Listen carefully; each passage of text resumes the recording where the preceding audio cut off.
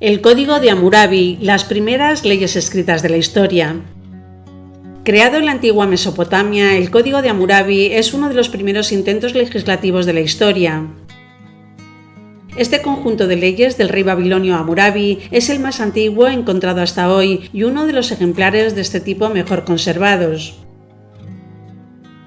El rey babilonio Hammurabi nació en torno a 1728 a.C., según la cronología media. Descendía de la estirpe de los amorreos, fue el sexto de la primera dinastía babilónica. Hasta suceder a su padre en el trono, había dedicado su vida al estudio de la diplomacia, la milicia y la cultura. Una vez nombrado monarca y antes de iniciar su febril campaña de conquistas, Hammurabi se dedicó a sentar las bases de su pequeño imperio, recomponiéndolo social y económicamente. Hecho esto, comenzó sus luchas contra Siria, el Elam, Larsa y Esuna, saqueando multitud de poblaciones. El poder de Babilonia se había incrementado con él de tal forma, con la concentración de ciudades en su bando, que rápidamente se formó una coalición de ciudades del Tigris para hacerle frente. El resultado de sus conquistas fue que convirtió un pequeño estado de 50 kilómetros cuadrados en un imperio que se extendía más allá de Mesopotamia, desde el Mediterráneo hasta Susa y desde el Kurdistán hasta el Golfo Pérsico. En el año 31 de su reinado, Hammurabi se autoproclamó rey de Sumeria y Acadia y rey de las 4 regiones, títulos que simbolizaban el dominio sobre Mesopotamia. Es decir, creó el imperio babilónico, extendiendo el control de Babilonia sobre Mesopotamia. Tras las conquistas, Hammurabi supo consolidar su imperio unificando su lengua, su religión y sus leyes. Es este último capítulo el que le ha hecho célebre, ya que su código de leyes es una de las primeras iniciativas legislativas de la humanidad. Asimismo, se dedicó a embellecer varias ciudades del imperio, no solo Babilonia, con lo que difundió el arte por su territorio, mandó construir canales, mejorar los sistemas de riego y edificar palacios y templos. Aunque su imperio controlaba toda Mesopotamia, en el momento de su muerte sus sucesores fueron incapaces de mantenerlo. Hammurabi, a diferencia de muchos reyes anteriores y posteriores, no se consideraba descendiente de ninguna deidad, aunque él mismo se llamaba el favorito de las diosas. Sin embargo, pensó que el conjunto de leyes de su territorio tenía que escribirse para complacer a sus dioses. Este conjunto de leyes, uno de los primeros de la historia, fue escrito en 1750 a.C.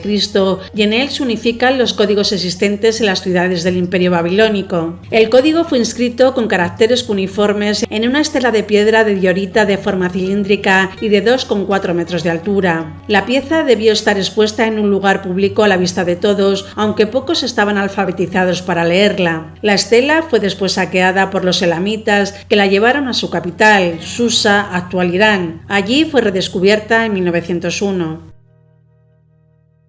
En la parte superior de la estela, que sirve de soporte al código, hay un relieve que representa al rey Hammurabi recibiendo las leyes de un dios, y el prefacio afirma que Hammurabi fue elegido por los dioses de su pueblo para traerles las leyes. Gracias a su código y su fama de legislador, en tiempos modernos, el retrato de Hammurabi se encuentra en numerosos edificios de gobierno de todo el mundo.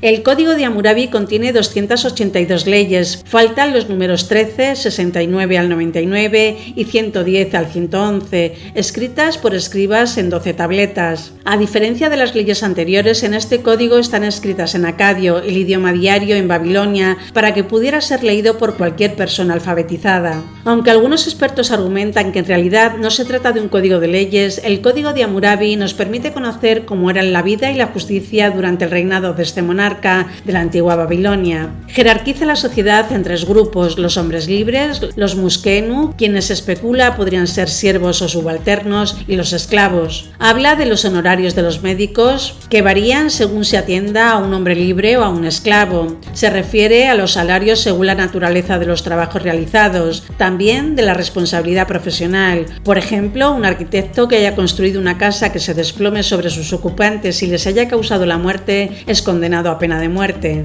El funcionamiento judicial es exclusivo de los tribunales, aunque se puede apelar al rey. El código estipula una escala de penas según los delitos y crímenes cometidos. La base de esta escala es la ley del talión, ojo por ojo, pero también la pena de muerte o la desfiguración. Se tratan también el robo, la actividad agrícola o pecuaria, el daño a la propiedad, los derechos de la mujer, los derechos al matrimonio, con la idea de mantener a la esposa después del divorcio, los derechos de los menores, los derechos de los esclavos agravos, homicidio, muerte y lesiones. El Código es también uno de los más tempranos ejemplos del principio de presunción de inocencia, pues sugiere que el acusado o el acusador tiene la oportunidad de aportar pruebas. Hammurabi también logró separar en el campo jurídico la política de la religión, a pesar de tener algunos planteamientos religiosos. Igualmente incluye conceptos como el de la justicia basada en la evidencia o el hecho de brindar testimonio bajo juramento. Actualmente esta estela se conserva en el Museo del Louvre de París.